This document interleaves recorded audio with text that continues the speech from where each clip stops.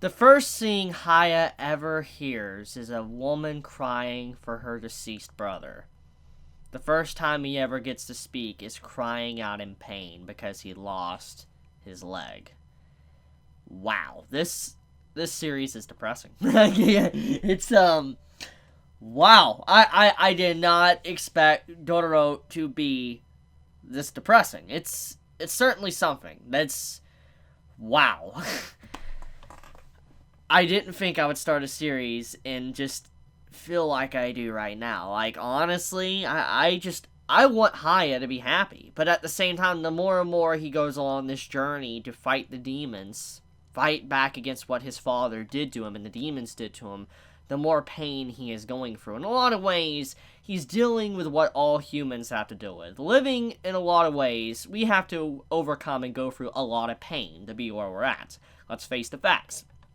Either physical or emotional. It happens to us all. We all go through these emotions in our life. And it's kind of like all these emotions are just hitting Haya like a truck. He didn't have time to really adjust at an early age and slowly deal with it. It's all coming at him at once and slamming him, and he doesn't really know how to deal with it. No one really can give you a guide to it or explain it to you because it's just something you learn while growing up. And I'm just like, man, I feel so bad for Haya because what's happened to him these past few episodes is something that is probably one of the worst things that could happen to you as a living being. It's that bad. I mean, if we're going with the theme that he's dealing with right now, with the hearing to the talking and all that, I'm assuming the first time he ever sees something, he's probably going to see something very horrific. Probably someone is going to die in front of him, someone very important that he cares about or has been around with him for a while is going to die in front of him. It's going to be so horrible that he's just going to be in absolute shock. And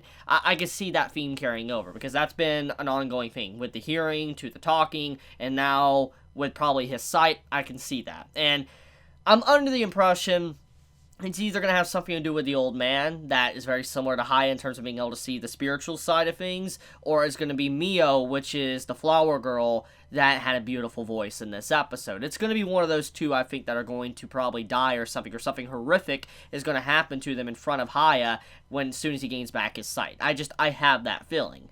But okay, so let's get right into it. Haya and his dilemma. Honestly, what he's going through, I don't really even know how to tackle it, because it's something I don't think is really anyone can really tackle or has ever handled in their life. I don't know if there is cases of it medically. I don't know if there's cases of someone, like, being that old where Haya is at right now, has never had, sight, never had hearing, never been able to talk, and then slowly gains back their, senses or something, or at least gains back some of their senses. I don't know if something like this has ever happened in real life. I have no idea. I don't believe it has. If it has, correct me in the comments below. But Haya's situation is very unnatural, and what he's going through right now is so much sensory overload. I'm very surprised he hasn't went into a state of shock and died from a heart attack. That's honestly what I'm shocked about, because it's not just the fact he can hear things. It's the fact that, he can now scream out in pain. He can feel pain. He has so many emotions and senses now that he's never had. Like I said, he probably feels like he's not human anymore. He feels like he's probably becoming a freaking monster, because he's always lacked these things and then just gaining them out of nowhere.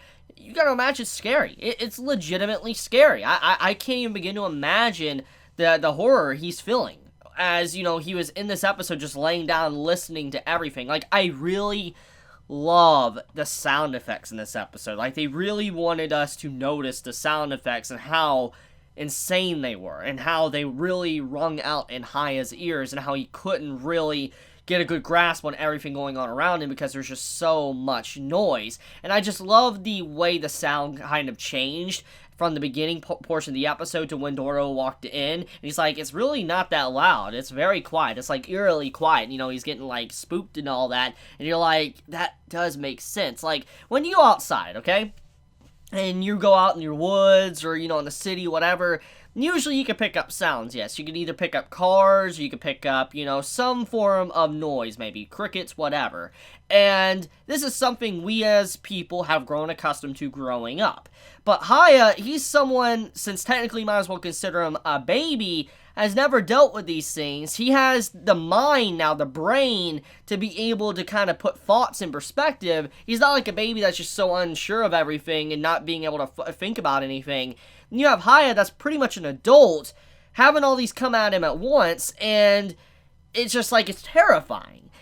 And I find it insane how the man, how loud everything was, because that's probably how it is for us as, as a baby, too. While babies cry and all that, or why, they freak out, is because things are so loud, they're not used to stuff like that. They're not used to the volume, and Haya having to deal with something like that, it makes sense. I mean, this series, man, it's so good. It's such a good freaking series. I'm so glad I gave this a watch. I did not think Dororo would be as good as it is. I'm really surprised. I definitely will continue giving it the title of the Dark Horse of Winter of Anime 2019, and probably going to be one of my favorites, or my favorite of Winter of 2019. Now, don't get me wrong, I love Mob Psycho, Slime, etc., etc., but this is just, out of all the shows I'm watching this season, I didn't expect this show to be this good, and it needs a lot of praise. I think a lot of people really should give this series a lot more attention just because of the quality of it. I mean, it's such a different take on storytelling as well, in terms of taking down the opponents or the main antagonist or villains of a series, because let's look at this in a shonen perspective. In shonen, you have these villains or monsters that are introduced that progressively get stronger and stronger. Let's think of Dragon Ball Z, the Ginyu Force, or, the Saiyans, Frieza, etc., etc. They slowly got stronger as we worked up the tiers, and, our character Goku had to take them down. And that's kind of what's happening here, is that Haya, as an individual, he's having to take down progressively stronger opponents, but in turn, he's getting weaker, not stronger, like a typical shonen protagonist. Now, I believe this is a seinen. I know it's not fair to say shonen when I think this is a seinen, but the point still stands. It's like a reverse shonen power-up type stuff going on here. It's Haya is getting weaker. Every time he takes down a demon and he gets a new sense, he's weakening, because he's losing his robot-like self. Like, he was a robot, like this monster that had no senses, no ability to see, hear, feel, so he literally was just a walking zombie, and now that he's gaining everything back, it is weakening him. I mean, it's very clear it's weakening him, because he can't fight even a regular ghoul properly anymore, let alone a demon at the end of this episode, which, by the way, I still have yet to talk about it. He lost his leg. Oh my god. That's a big question mark I have right now. See, we know that, Haya, he lost everything. Like, everything was taken from him. And every time he's taken down a demon, he's gained things back. Okay, that's clarified. But it hasn't been stated if a demon takes things from him while he's in mid-fight, would he gain those back too? For instance, his leg was taken by the demon at the end of this episode, bit off. It makes you wonder, will that leg grow back after that demon is completely slain, or is that leg permanently gone? I'm under the impression it's permanently gone, and if that really is the case, that's horrible, because holy crap, now the man has a permanent prosthetic. He will have a permanent prosthetic, and he will be old enough, or, he'll know things now to know what he truly lost. He'll be at that point now, he's like, I lost something. So, I feel like this is going to be a big eye-opener for Haya, that he's going to realize what he's lost and what he's been gaining, and him potentially losing his leg permanently is pretty freaking sad, especially after everything he's gone through and the pain he's already been going through. Losing a leg, oh my god, I don't even want to imagine. In that time, oof, the pain, the suffering, oh my god, like, yeah, it's horrible, and Haya has a long journey ahead of him of suffering, because it's definitely not the end of it at the end of this episode. Now, let's talk about Mio for a second before I wrap up this video. The flower girl. The girl in red that was singing, and Haya thought was very beautiful, a soothing voice. Right at the beginning of the episode, when she said she had a night job, I knew where it was going. It was very obvious. I've seen enough anime or enough shows, media, and all that to know when something like that's said, usually it's very shady / suspicious, so I was kind of already under the impression where it was going. But what really set in, though, what was really sad, was the song, the meaning behind it. She was singing that song to forget the horror that she was going through, what was happening to her every single night. And so the song that Haya thought was beautiful was really just a song for the girl to escape and leave reality with. It's sad. And the beginning of the episode, when we first see her character, she's cleaning herself in the river. It's pretty easy to put A and B together and realize what she was doing. She wasn't doing laundry. She wasn't doing any dishes.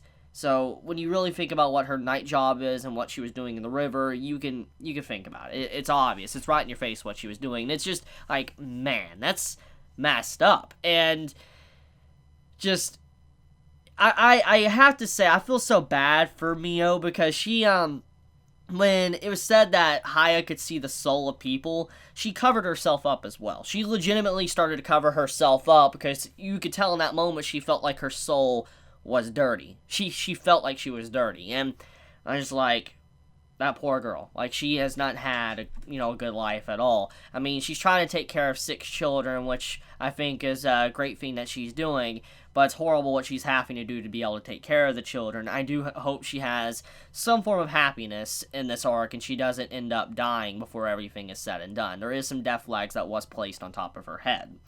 But I think I want to end this video here. Let me know your thoughts in the comments below. If you enjoy my content, please subscribe. If you like this video, please leave a like. And with that, I love you guys. Chibi out.